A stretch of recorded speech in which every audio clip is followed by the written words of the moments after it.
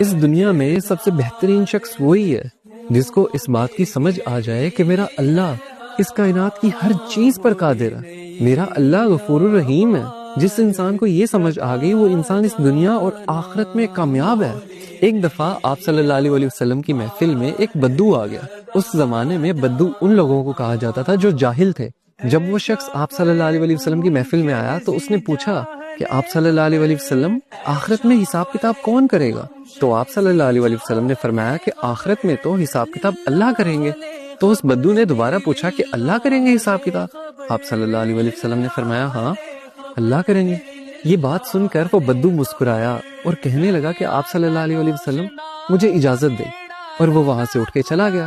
اب کچھ صحابہ جو اس محفل میں بیٹھے ہوئے تھے ان کو اس بات کی سمجھ نہیں آئی۔ وہ اٹھے اور انہوں نے اس بدو کا پیچھا کیا اور اس سے جا کے پوچھا تم آپ صلی اللہ علیہ وسلم کی محفل میں آئے ہو، تم نے سوال کیا ہے کہ آخرت میں حساب کتاب کون کرے گا؟ آپ صلی اللہ علیہ وسلم نے تمہیں جواب دیا کہ اللہ کریں گے، تم مسکرا کے اٹھ کے کیوں آ گئے ہو؟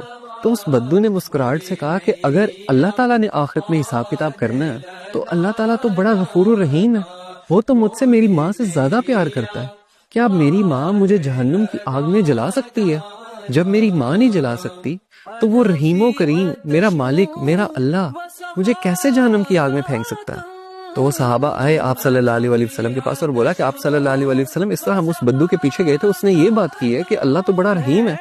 تو آپ صلی اللہ علیہ وسلم نے فرمایا کہ اگر اسے اللہ کی رحیمی پہ اتنا یقین ہے نا تو اللہ کبھی اس کو اپنی رحیمی سے مایوس کر نہیں سکتا، کیونکہ اللہ اپنے بندوں کے لیے بالکل ویسا ہے جیسا اس کا بندہ اس کے لیے گمان کرتا ہے۔ اگر اس کے بندے کو یہ یقین ہے کہ وہ بڑا رحیم ہے تو اللہ تعالیٰ اس کے لیے رحیم ہی ہے، اللہ تعالیٰ اس کو معاف ہی کرے گا۔